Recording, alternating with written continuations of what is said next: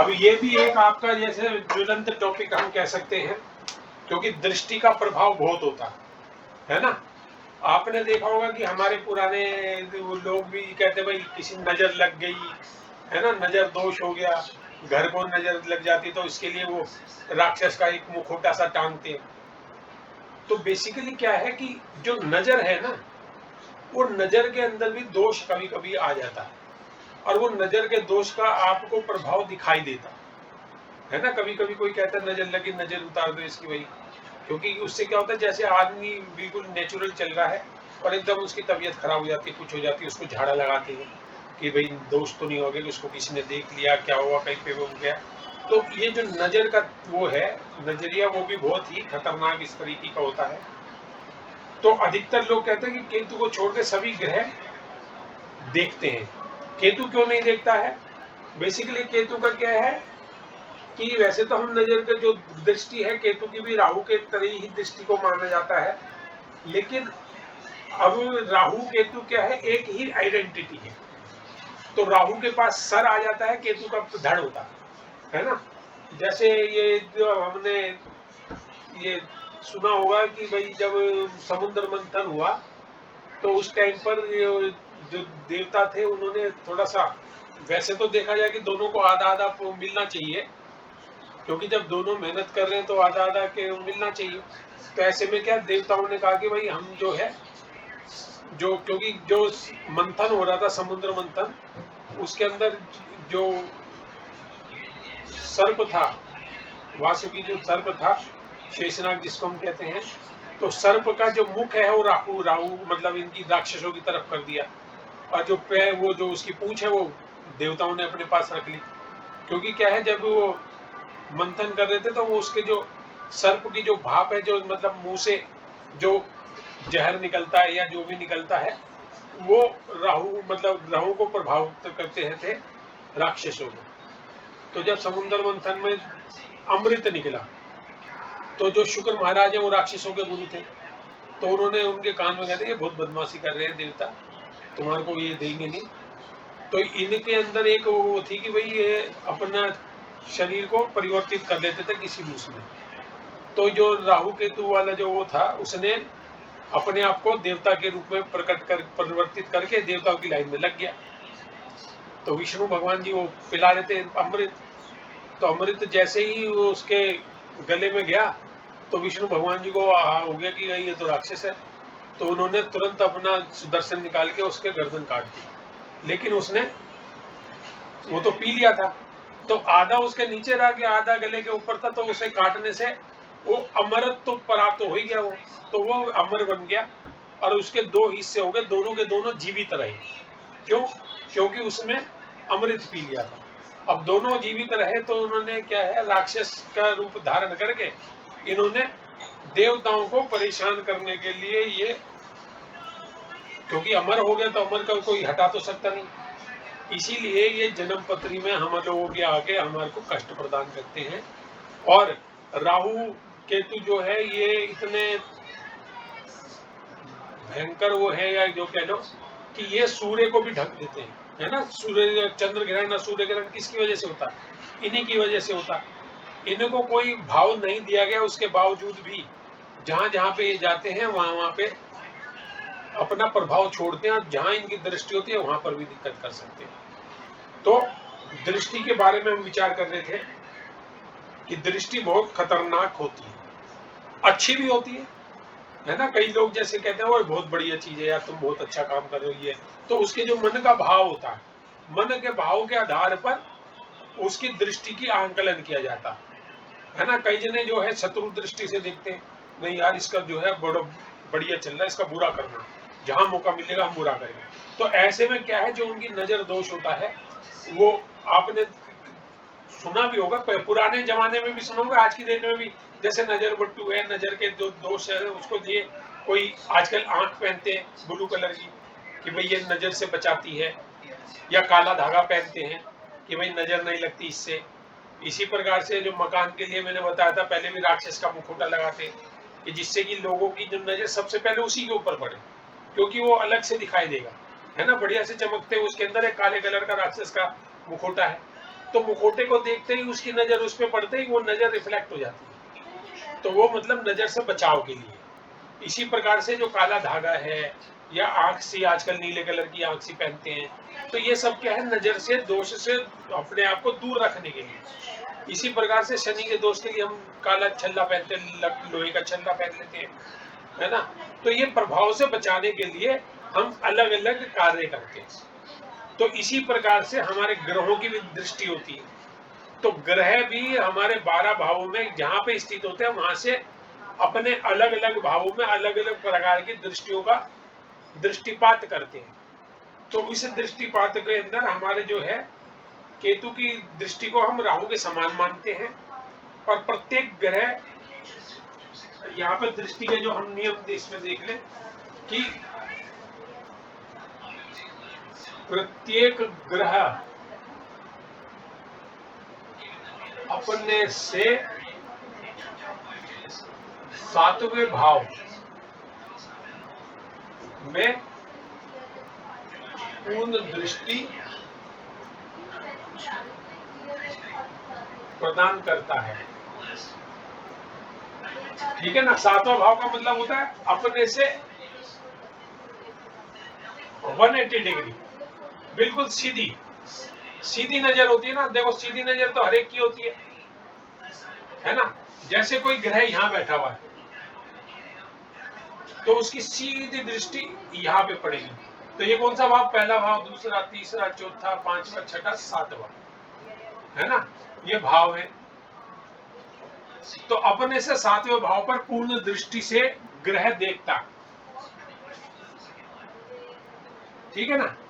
तो ये होगी इसकी पूर्ण दृष्टि।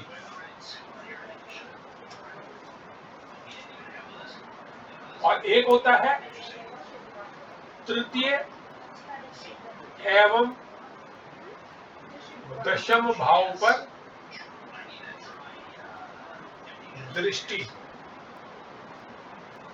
इसको क्या कहते हैं, एक चरण, 1/4 दृष्टि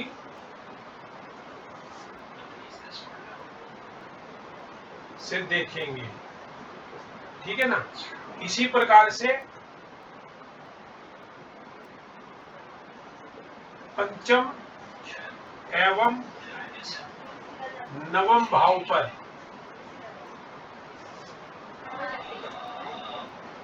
दो चरण दृष्टि,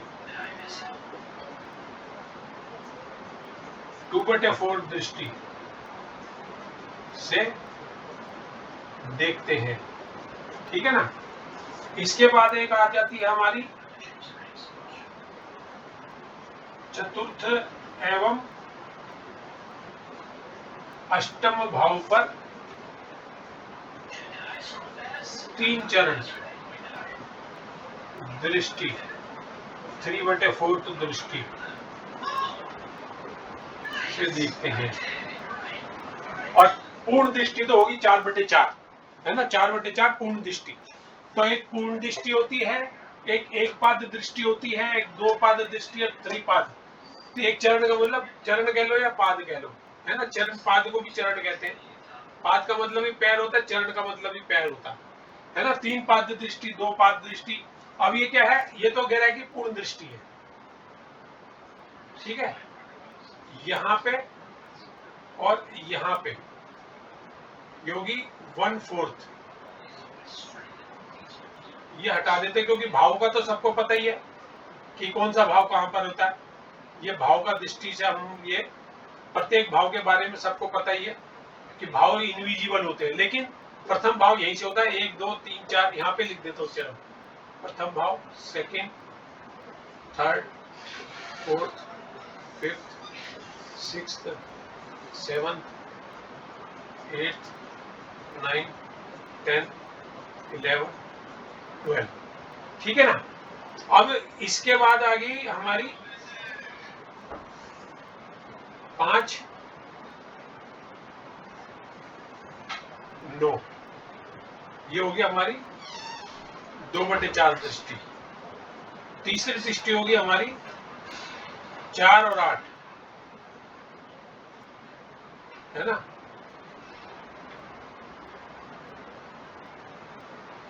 ये होगी हमारी 3/4। अब इसको अगर हम परसेंटेज में देखें तो ये होगी हमारी 25%, ये होगी हमारी 50%, और ये होगी 75%, और ये हो गई 100%, है ना। परसेंट के हिसाब से देखें तो 1/4 का मतलब हो गया 25%, 2/4 50%, 3/4 75%, और पूर्ण दृष्टि। अब जिस प्रकार से हमने इसके बारे में बताया कि भाई ये जितने परसेंट है उतने परसेंट ही ये हमारे को फर्क डालती है, उतना परसेंट ही हमको इसका विचार करने को प्राप्त होता है। अब इसके बाद अच्छा, अब ये देखते हैं, आप अपनी दृष्टियों का भी विचार करो कि अधिकतर व्यक्ति जो है अपने पीछे नहीं देख पाता, है ना। और आप विचार करोगे तो सीधे हाथ की तरफ हमारी दृष्टि ज्यादा जाती है, उल्टे हाथ की तरफ कम जाती है। तो उसके आधार पे हम देखेंगे कि जैसे ये है वैसे हम यूं खड़े मान ले, तो ये जो सीधी साइड है हमारी, यहाँ पे तो दृष्टि हमारी बहुत देर तक जाती है, लेकिन उल्टी साइड देखोगे ना, इस साइड में यहाँ पे दृष्टि आपको यहाँ तक ही रहेगी, ये यहाँ तक दृष्टि रहेगी। तो उस एंगल के हिसाब से अगर हम देखें तो यहाँ पर दृष्टि नहीं होती और यहाँ तक दृष्टि नहीं होती, और एक इस साइड में दृष्टि नहीं है। तो ये आप अपनी दृष्टि के आधार पे भी देखोगे तो आपको लगेगा कि हाँ भाई इस प्रकार से ही दृष्टि नहीं दिखाई दे रही। तो हमारे ऋषि मुनियों ने भी बड़ा ध्यान से ये सारी चीजें ऑब्जर्व करी होगी, है ना। तो उसी के आधार पे ये सारी चीजें विचार की गई। अब देखो तीसरा भाव क्या होता है हमारा, आप सबने पढ़ा है, थर्ड भाव हमारा पराक्रम का भाव होता है ना। तो पराक्रम और उसके साथ दूसरी क्या चीज जुड़ी हुई है, कर्म। तो कर्म और पराक्रम एक ही आधार पे हमारे चलते, है ना। आप देखोगे कर्म और कि कर्म अगर करने के लिए आदमी को जितना आदमी एफर्ट करता है, जितने अपने पराक्रम से, जितने अपने मनोभाव से लगता है, उतना ही उसके कर्म में वृद्धि होती है। इसलिए जो कर्म और पराक्रम है वो एक ही उसमें देखे गए तीसरे और दसम भाव। चौथा भाव होता है हमारा सुख का भाव, और आठवां भाव होता है हमारा आयु या मृत्यु का भाव, है ना। तो ये आयु और सुख एक साथ जुड़े हुए हैं, है ना। तो जब तक हमारे पास आयु है हमारे सुख का साधन वगैरह के विचार किया जा सकता है। और आयु का मतलब क्या होता है, आयु की रक्षा करना। तो यदि व्यक्ति आयु की रक्षा करता है तो उसका सुख साधन को वो उपयोग कर सकता है, उपभोग कर सकता है। तो सुख साधन के उपभोग के लिए हमारे को आयु की आवश्यकता होती है ना। तो आयु का हम जितना ज्यादा वो करेंगे उतना ही वो है। इसी प्रकार से शिक्षा और धर्म आपस में जुड़े हुए, ज्ञान और धर्म, है ना। नवम भाव को हम धर्म से कहते हैं, गुरु से कहते हैं, और पंचम भाव शिष्य का है, पंचम भाव ज्ञान का है। तो जो धर्मो रक्षति रक्षता कह की बात करी जाती है कि यदि हम धर्म की रक्षा करते हैं तो धर्म हमारी रक्षा करता है। तो धर्म की रक्षा कोई कैसे कर सकता है, धर्म की रक्षा धर्म के ज्ञान को प्राप्त करके, उस ज्ञान का विस्तार करके ही हम धर्म की रक्षा कर सकते हैं। यदि हम धर्म को जानेंगे ही नहीं, धर्म के ज्ञान को प्राप्त ही नहीं करेंगे तो हम धर्म को कैसे प्रचार प्रसार या उसकी रक्षा कर सकते हैं। तो इसलिए शिक्षा के द्वारा हम धर्म की रक्षा कर सकते हैं, और धर्म ही हमारे को शिक्षा प्रदान करता है। धर्म का मतलब हम गुरु से भी कह सकते हैं, जो गुरु है, जो हमारा एजुकेशन देने वाला है, वही हमारे को आगे का ज्ञान देता है। अब ये जो है पंचम नवम हमारा द्विपाद दृष्टि है 50%, और दशम तृतीय 25% है, और चतुर्थ अष्टम हमारा 75% है, और सप्तम हमारा 100% है। अब इसको अगर हम उसके हिसाब से लेंगे, अब इसके अंदर देखो हमारे को तीन ग्रह विशेष रूप से हमको दृष्टि प्रदान करते हैं। ठीक है, तीन ग्रह कौन कौन से, शनि, गुरु और मंगल। ये तीन ग्रह हमारे शनि, गुरु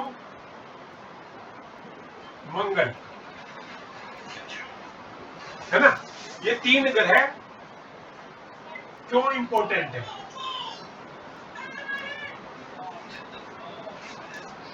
ये इंपॉर्टेंट है अपने वर्ग के हिसाब से, कार्य के हिसाब से। गुरु क्या है? हमारे को क्या करता है गुरु? शिक्षा प्रदान करता है, नियम बनाता है, किस प्रकार से व्यक्ति का भला हो सकता है उसके हिसाब से वो देखता है।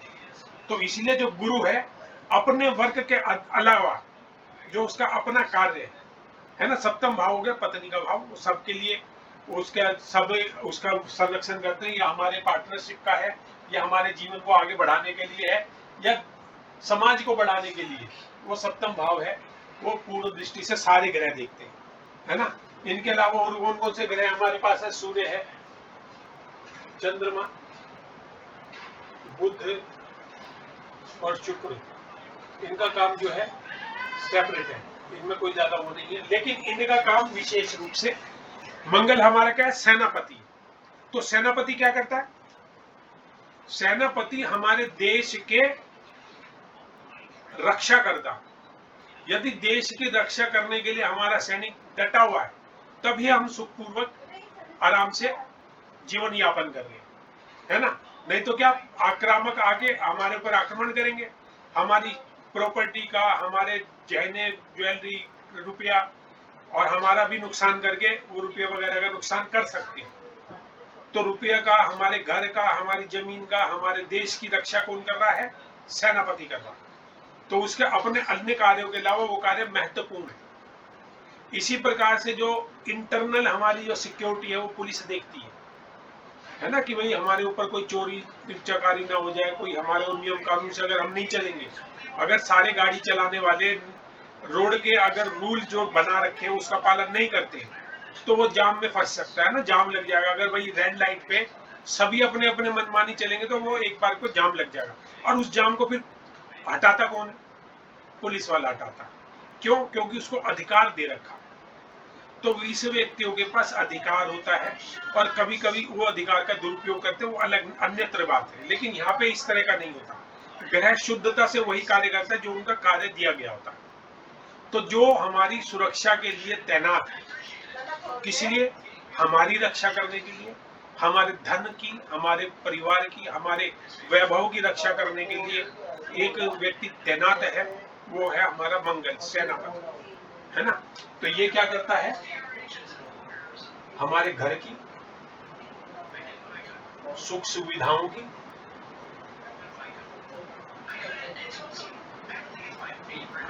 है ना, घर की सुख सुविधाओं की, धन की रक्षा करता है, और इसी प्रकार से हमारी रक्षा करता है, मतलब हमारे शरीर की, जीवन, ठीक है ना। तो शरीर की रक्षा हुई तो ये कौन सा भाव हो गया? 8वां। और हमारे घर की सुख सुविधाओं की रक्षा करी, उसका कौन सा भाव हो गया? 4था। तो इसीलिए मंगल को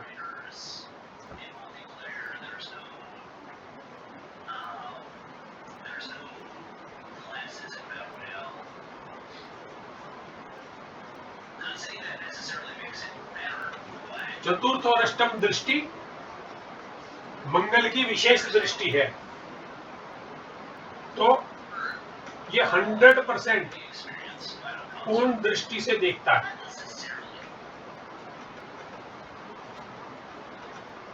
ठीक है ना। तो मंगल पूर्ण दृष्टि से चतुर्थ भाव को और अष्टम भाव को देखता है, 3/4 दृष्टि जो ये है, ठीक है ना। इसको मंगल पूर्ण दृष्टि से देखता है। तो बाकी सब की तो ये 3/4 दृष्टि है, 3/4, लेकिन मंगल इसको पूर्ण दृष्टि से देखता। मंगल यहाँ पे 100% फल लेता। इसी प्रकार से आ जाते हैं हम गुरु पे। तो गुरु की विशेष दृष्टि कौन सी होगी?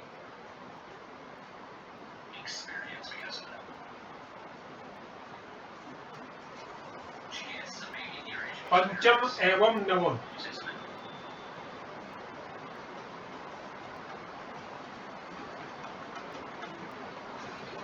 तो पंचम नवम में क्या करता है? पंचम क्या है हमारा?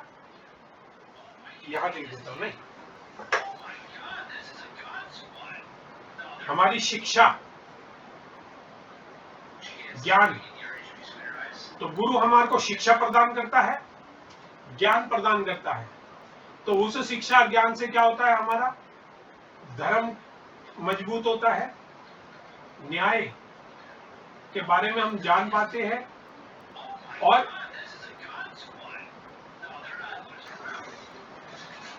धर्म हो गया, न्याय हो गया, हमारा अध्यात्म हो गया। तो ये सारी चीजें गुरु के द्वारा प्रदान करी जाती है। तो इसलिए गुरु की पंचम और नवम दृष्टि, पंचम हमारे ज्ञान का कारक हो गया, हमारी शिक्षा का कारक हो गया। तो हमको शिक्षा कौन देता? गुरु देता। धर्म का ज्ञान क्या होता है? धर्म या मंदिर है, पूजा स्थल है, या वो हमारे यज्ञ वगैरह है, इनके बारे में, और जो हमारे धर्म शास्त्र है, धर्म के बारे जो है, उन सब का जो प्राण उसके अंदर डालता है वो गुरु डालता है ना। गुरु नहीं होगा तो ये सारी चीजों का अभाव होगा, और उस अभाव की वजह से हम समाज के अंदर शिक्षित जो कहते हैं, शिक्षित का मतलब क्या होता है कि किस प्रकार से हमको जीवन शैली जीनी है, धर्म क्या है, अधर्म क्या है, इसके बारे में जानकारी देने वाला गुरु ही होता है ना। वो हमारे धर्म को पुष्ट करता है, और जब हम धर्म की रक्षा करते हैं तभी हमारी रक्षा होती है। इसका मतलब समाज हमारा सुचारू रूप से तभी चलता है जब हम धर्म की रक्षा करते हैं। और आप देख लो, आज की डेट में, आज से डेट से थोड़ा और पहले चले जाओ, तो हम अपने धर्म की भी, धर्म के बारे में ना तो ज्ञान प्राप्त कर रहे हैं, ना ही हमारे को शिक्षा देने वाले जो गुरु हैं वो हमारे को इस प्रकार की शिक्षा दे रहे थे, जिसकी वजह से हमारा धर्म जो है कितना डाउन चला गया।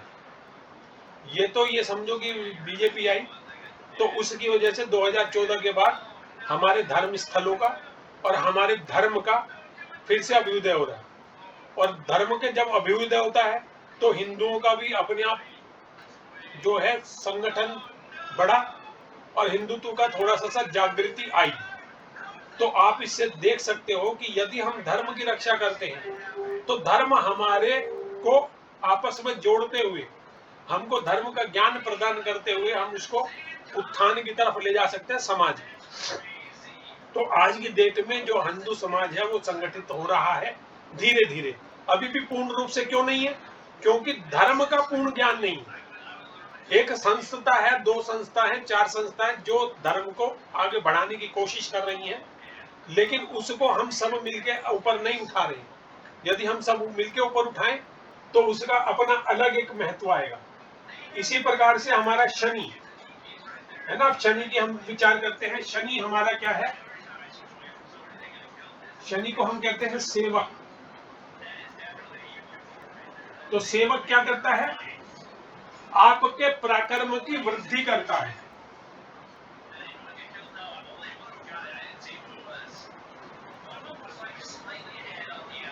और पराक्रम की वृद्धि से क्या होता है? आपके कर्म की वृद्धि होती है, व्यवसाय की वृद्धि होती है, या नौकरी, व्यवसाय, नौकरी जो भी कार्य करोगे उसकी वृद्धि होती है।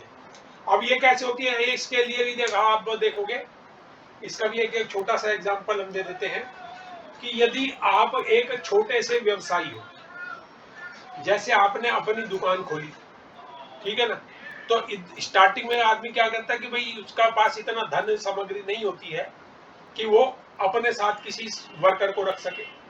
तो आरंभ में वो व्यक्ति क्या करते हैं, अपना घर के ही लोग मिलजुल के, कभी कोई मिलजुल के वहां पे एक अपना छोटा मोटा बिजनेस स्थापित कर दिया। धीरे धीरे उस बिजनेस को उन्होंने कंट्रोल करना स्टार्ट कर।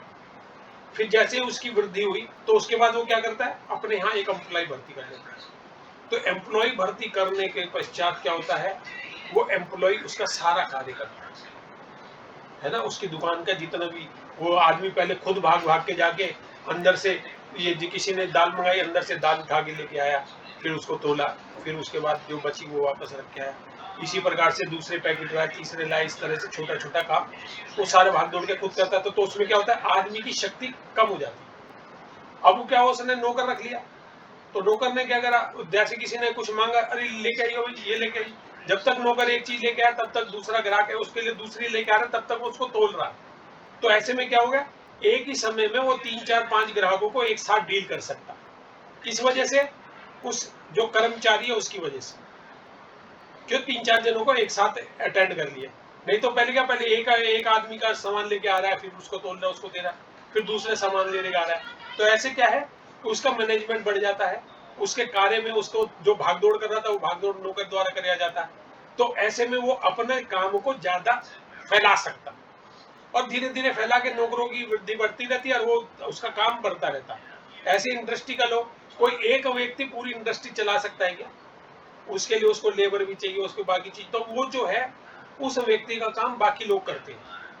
तो ऐसे में क्या है, उसका कर्म क्षेत्र की वृद्धि होती है और उसके पराक्रम में वृद्धि होती है। मतलब जो एफर्ट वो अकेला कर रहा था उसमें 10-20 जने और मिल गए, तो वो एफर्ट बढ़ गया, पराक्रम बढ़ गया। तो पराक्रम बढ़ा तो उसके कर्म की भी वृद्धि हुई। तो इसका मतलब क्या है कि एक सेवक आपके पराक्रम को, आपकी फैसिलिटीज को बढ़ाता है और उसके साथ साथ आपके बिजनेस को भी बढ़ाता है, आपके कर्म क्षेत्र में भी वृद्धि करता है। तो इस प्रकार सेवक के द्वारा हमको 2 चीजों का लाभ होता है। एक तो हमारी जो एनर्जी है वो बचती है और उसको हम दूसरी जगह लगा के अपने कार्यों में वृद्धि कर सकते हैं। तो सेवक के आपके जुड़ने से 2 भाव का हमारा कोई यहाँ पर भी वृद्धि हुई। ये हो गया तीसरा भाव और 10वां भाव। 10वां कर्म क्षेत्र है और तीसरा भाव हमारा पराक्रम का है। यदि सेवक के आते ही ये दोनों चीजों की वृद्धि होती है, तो इसकी विशेष दृष्टि कौन सी हो गई? शनि की तृतीय एवं दशम। तो इसको वो क्या करता है? पूर्ण दृष्टि से देखता है। तो इस प्रकार से ये 3 ग्रहों की 3-3 दृष्टियां होगी, बाकी सब ग्रहों की एक ही दृष्टि है, सप्तम दृष्टि, पूर्ण दृष्टि। ठीक है ना?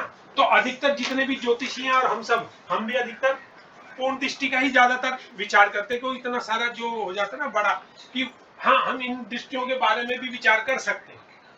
25%, 50%, तो हमारे को कैलकुलेशन का ज्यादा महत्व जो अगर हम बना सकते हैं तब इस प्रकार के हम विचार कर सकते हैं, है ना? जो अगर व्यक्ति कैलकुलेटिव है तो वो सारी कैलकुलेशन कर सकता है और उस कैलकुलेशन का उसको लाभ भी मिल सकता है, सटीकता आ सकती है उसके उसमें, है ना?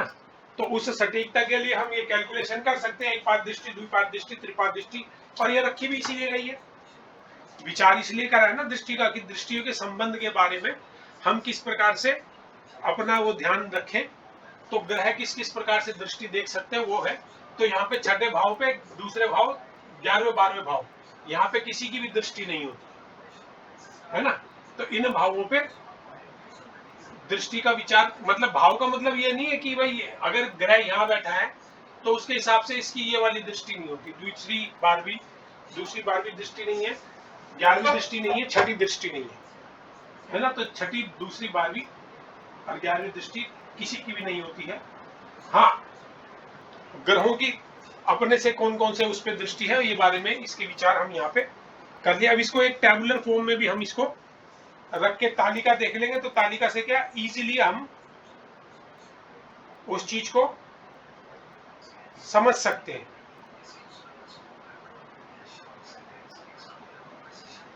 ठीक है ना? तो इन दृष्टियों को हम, अभी क्या समय हुआ है, तो ये अभी हम इसका कैलकुलेटिव वो बना देते हैं टैबुलर फॉर्म में।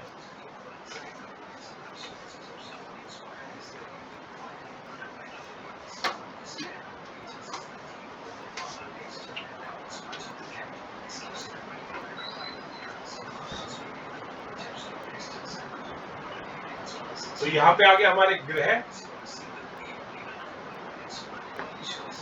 एक चरण, दृष्टि, द्विचरण दृष्टि,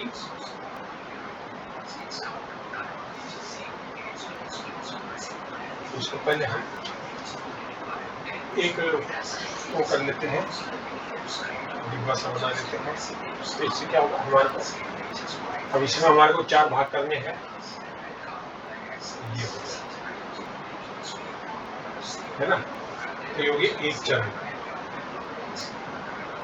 दृष्टि, द्विचरण दृष्टि,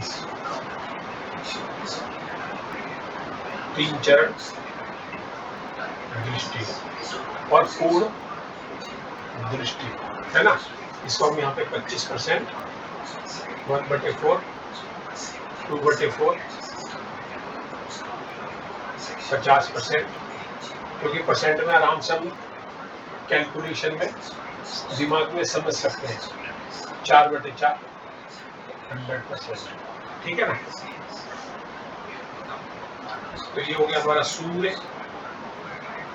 चंद्र, मंगल,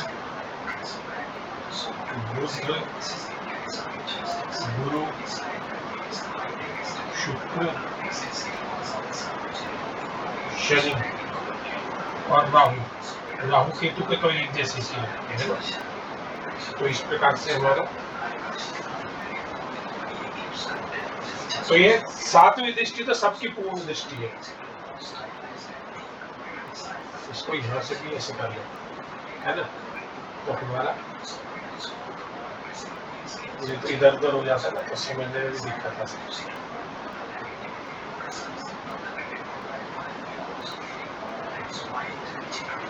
ठीक है, तो पहले दिए 3/10, चंद्रमा की भी, मंगल की भी, बुध, गुरु, शुक्र, शनि, राहु के, ठीक है ना। दूसरी होती है द्विपाद, हो गया हमारी 5 और 9। तो 5 9 किसके लिए होती है?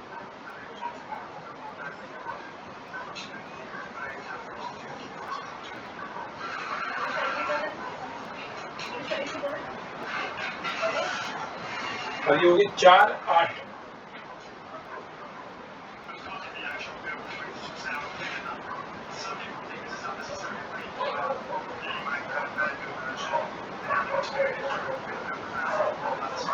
और यहाँ होगी पूर्ण दृष्टि 4 7 8,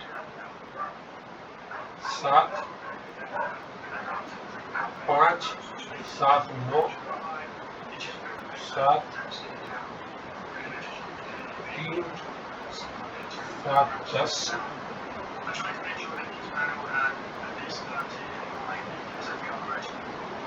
7 9।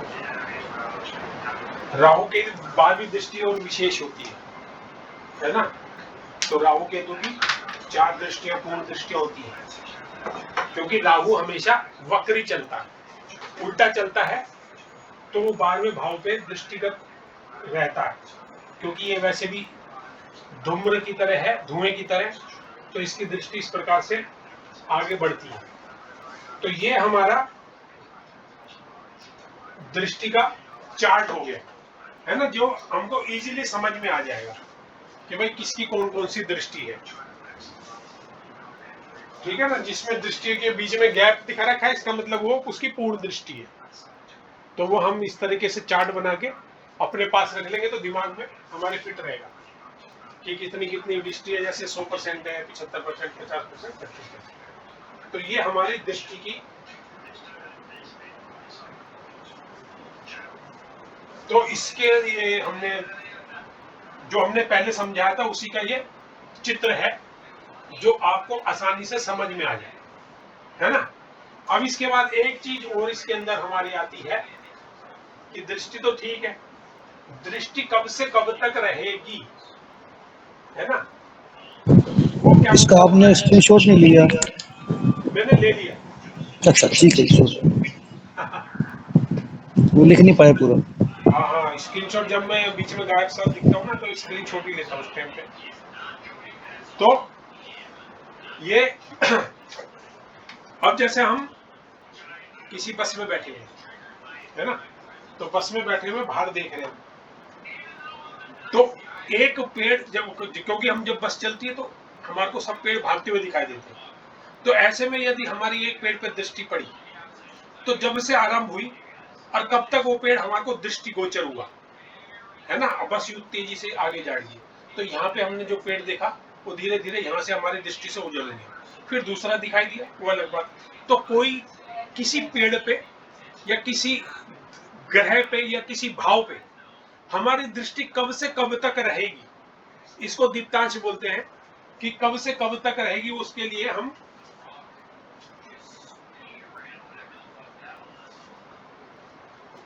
है ना, दो ग्रह आपस में एक जैसे इसके अंदर दिखाता हूं।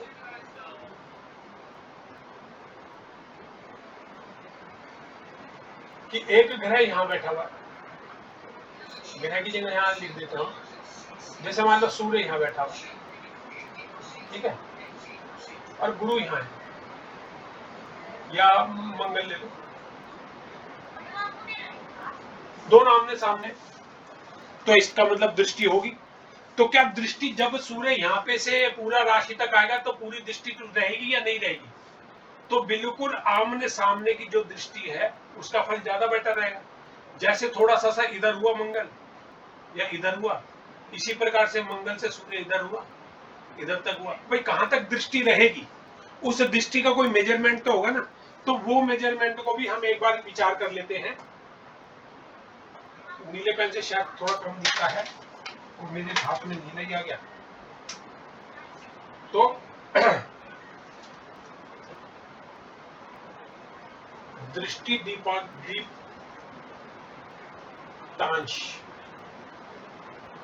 मतलब दृष्टि हमारे को कब तक दृष्टि गोचर होगा, हम उसका भी विचार करते हैं।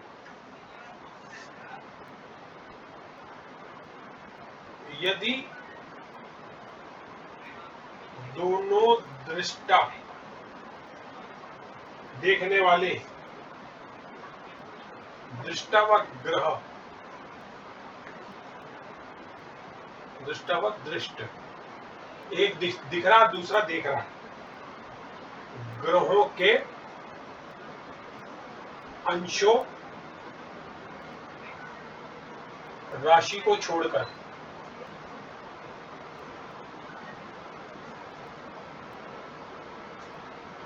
का अंतर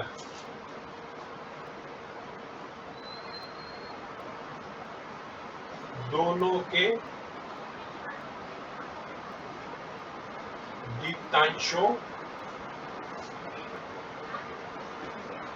के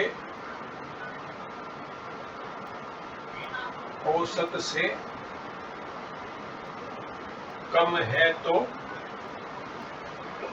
दोनों ग्रह दीप्तांश के दायरे में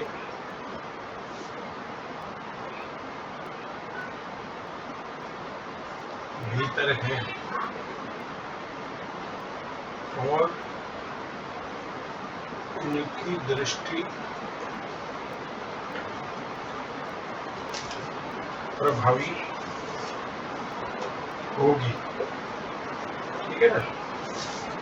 और इसके विपरीत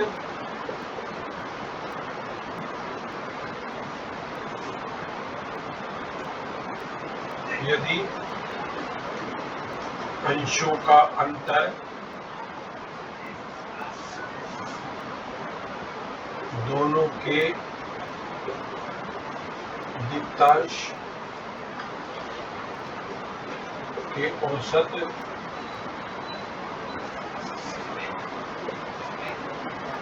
से अधिक है तो दोनों ग्रह दीप्तांश से बाहर होंगे तथा उनकी दृष्टि अप्रभावी होगी, ठीक है ना। तो ये जैसे मैंने बता दिया कि जैसे सूर्य जो है, जैसे सूर्य की ये इसका दायरा ये हो गया और मंगल का भी हो गया। अगर सूर्य मंगल के दायरे से यहाँ पे बाहर आ गया या इधर है, तो इसका मतलब उनकी है तो सामने आमने सामने भाव में, लेकिन उस भाव के बाद भी उनकी दृष्टि आपस में नहीं बैठेगी। तो उसके लिए भी हम एक बार वो देख लेते हैं ग्रहों के दीप्तांश। ये भी एक बहुत इम्पोर्टेंट हमारा विषय बन जाएगा,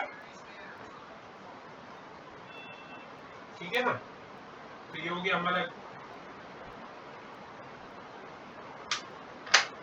ग्रह और ये हो गए उनके दीप्तांश, ठीक है ना। अब इसके अंदर हमारे 3 3 6 7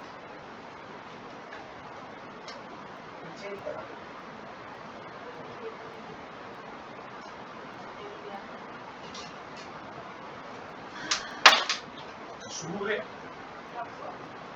चंद्र, मंगल, बुध, गुरु, शुक्र, शनि। सूर्य का 15, 12, 8, 7, 9, तो 9 डिग्री, ये डिग्रियां हैं, है ना। दीप्त अंश है, दीप्त अंश लिखा है ना, तो दीप्त अंश, तो अंश होती है हमारी डिग्री, यहाँ पे लिखिए, ठीक है। अब इसका एक एग्जांपल ले लेते हैं, उससे आपको ज्यादा अच्छे से समझ में आएगा। जैसे यहाँ पे हमने मान लिया सूर्य और मंगल के ही मान लेते हैं, है ना। सूर्य की हमारी जो डिग्रियां हैं वो होगी 5 डिग्री 25 कला, और मंगल की डिग्री आ गई, एक आ गई हमारी 15 डिग्री है, और एक ही मंगल की वो डिग्री हम देख लेते हैं 22 डिग्री, है ना। तो ये हमारी अलग अलग डिग्रियां होगी। अब हम ये देखेंगे सूर्य और मंगल की डिग्रियों का अंतर करेंगे। जैसे मंगल की डिग्री है 15 35, सूर्य की है 5 25, तो इसमें आ गया 10 डिग्री, ये आ गया 10 डिग्री 10 कला।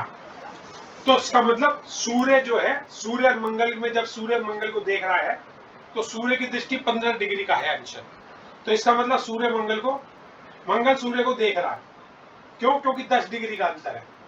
लेकिन यहाँ मंगल 8 डिग्री, तो मतलब मंगल का 8 डिग्री का कैपेसिटी है, तो मंगल की जो कैपेसिटी है उससे सूर्य बाहर है, लेकिन सूर्य की कैपेसिटी मंगल को देख रही है। मंगल, सूर्य का दृष्टि मंगल पे पड़ रही है पूर्ण, और उसका पूरा फल मिलेगा, लेकिन मंगल उस दृष्टि से बाहर है 8 डिग्री का, तो ऐसे में मंगल सूर्य को नहीं देख पा रहा, है ना।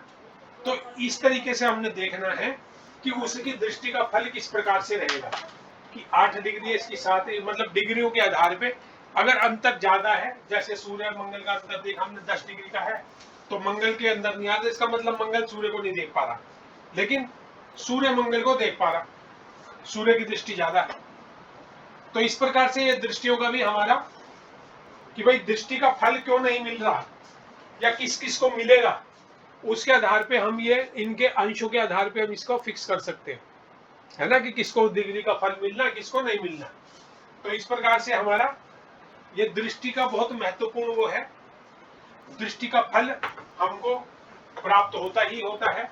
और दृष्टि का प्रभाव मैंने आपको बता ही दिया कि दृष्टि का प्रभाव कितना ज्यादा हो सकता है, कि हम अपने घर के आगे भी एक राक्षस की फोटो लगाते हैं, किस लिए? कि वो हमारे घर की रक्षा करे। किससे रक्षा करे? लोगों की दृष्टि से रक्षा करे।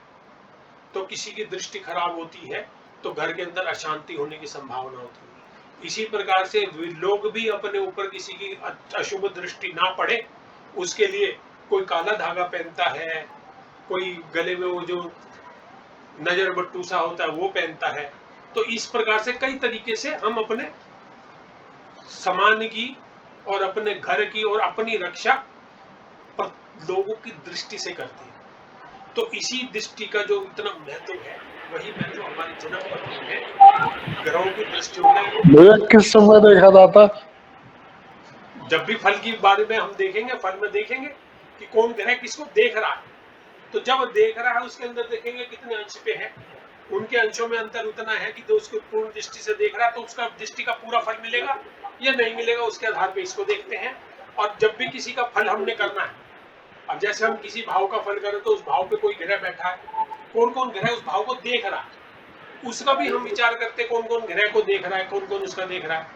तो उसके अंदर भी उसके हम विचार करते हैं कि ये इसका क्या फल रहेगा, है ना, कि कोई ग्रह पे कहाँ पे दृष्टि दे रहा है, उसका कितना हमारे को फल मिलने की संभावना है। तो ये सारी चीजें हम जब हम प्रेडिक्शन करते हैं, उस प्रेडिक्शन के अंदर इस चीजों का विधान करा जाता है। और दृष्टि जो है हमारे ग्रहों की होती है, और ग्रह जहां जहां बैठते हैं वहां से कहां कहां देख रहे हैं, उसके बारे में हम विचार करते ही करते हैं, है ना। तो इसका दृष्टि का फल का भी अपना उतना ही महत्व है जितना अन्य चीजों का हम फलित में करते हैं। तो इसलिए दृष्टि हमारे लिए महत्वपूर्ण भाग है। अब इसके बाद हम अपना नेक्स्ट, अब तो हमारा समय हो गया है, नेक्स्ट समय में हम करेंगे मित्रता, क्योंकि ग्रहों की मित्रता, ग्रहों की शत्रुता, ग्रहों की समता, वो भी हमारे फलित में बहुत फर्क डालती है ना। ग्रहों आपस में कौन ग्रह मित्र है, कौन शत्रु है, कौन वो है, ये हमारे फलित के अंदर बहुत महत्वपूर्ण अंग माना जाएगा, क्योंकि इसके बगैर हम कई सारी चीजों में मिस्टेक कर सकते हैं। तो इसलिए इनको हमने देखना ही देखना है।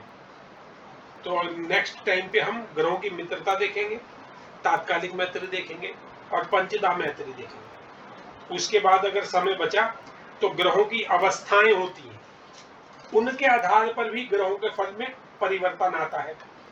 तो ग्रहों के फल को हम किस किस प्रकार से तोलते हैं, उस तोलने का, उस वजन का हमको अभी अगले 2-3-4 क्लासों में उसी चीज का हम विचार करेंगे। तो नेक्स्ट कक्षा में हम ग्रहों की मैत्री का विचार करेंगे और ग्रहों की अवस्था का। समय हमारे को मिला तो ग्रहों की अवस्था का भी हम, कोई ज्यादा दिक्कत नहीं है, दो ही अवस्था के इसमें दिखा रखी है, तो 2-3 अवस्थाओं के बारे में हम विचार करेंगे।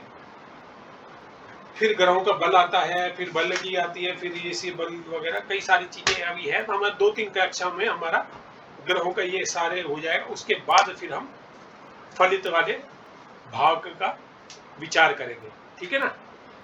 इस संबंध में जो आज हमने पढ़ाया है